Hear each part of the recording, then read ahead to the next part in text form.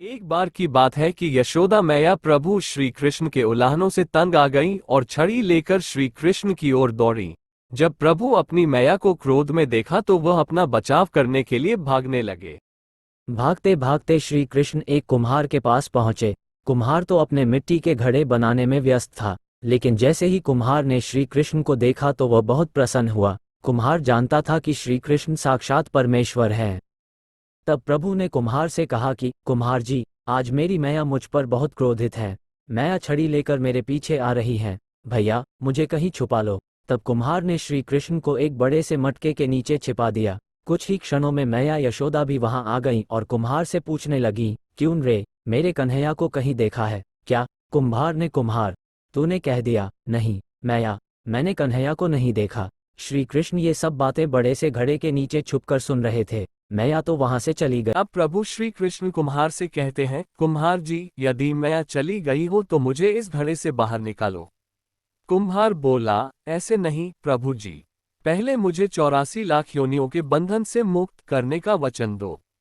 भगवान मुस्कुराए और कहा, ठीक है, मैं तुम्हें 84 लाख योनियों से मुक्त करने का वचन देता हूं। अब तो मुझे बाहर निकाल दो।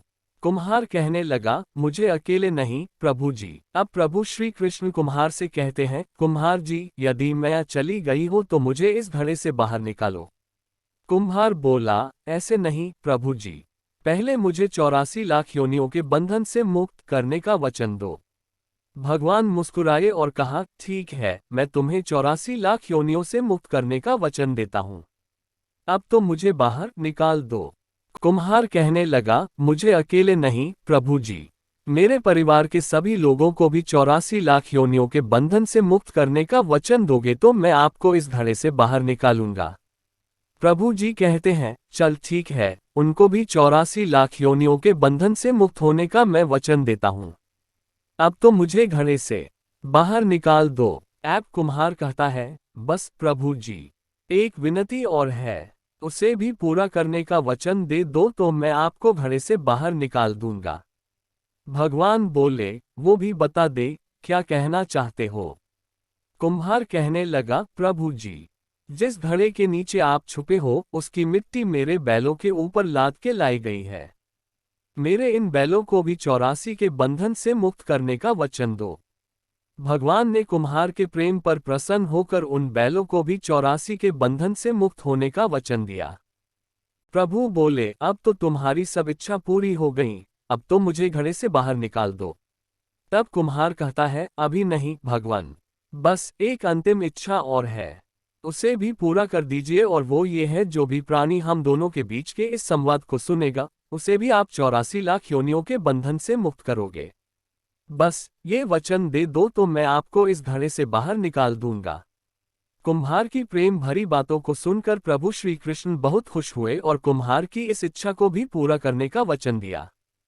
फिर कुम्हार ने बाल श्री कृष्ण को घड़े से बाहर निकाल दिया, उनके चरणों में साष्टांग प्रणाम किया, प्रभु जी के चरण धोए और चरणामृत पिया, अपनी पूरी झोपड़ी में चरणामृत का छिड़काव किया और प्रभु जी के गले लगाकर इतना रोए कि प्रभु में ही विलीन हो गए।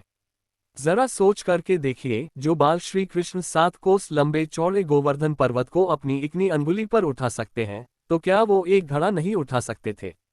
लेकिन बिना प्रेम रीजे नहीं नटवर नंद किशोर। कोई कितने भी यज्ञ करे, अनुष्ठान करे, कितना भी दान करे, चाहे कितनी भी भक्ति करे, लेकिन जब तक मन प्राणी मात्र के लिए प्रेम नहीं होगा, प्रभु श्री कृष्ण मिल नहीं सकते। जय श्री कृष्ण, जय श्री राधे राधे। एक सुंदर कथा भेजी है, विश्वास और मनन कीजिए।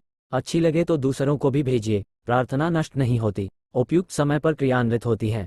ईश्वर सदैव आपको सपरिवार स्वस्थ व सुखी रखें। जय जय श्री कृष्ण।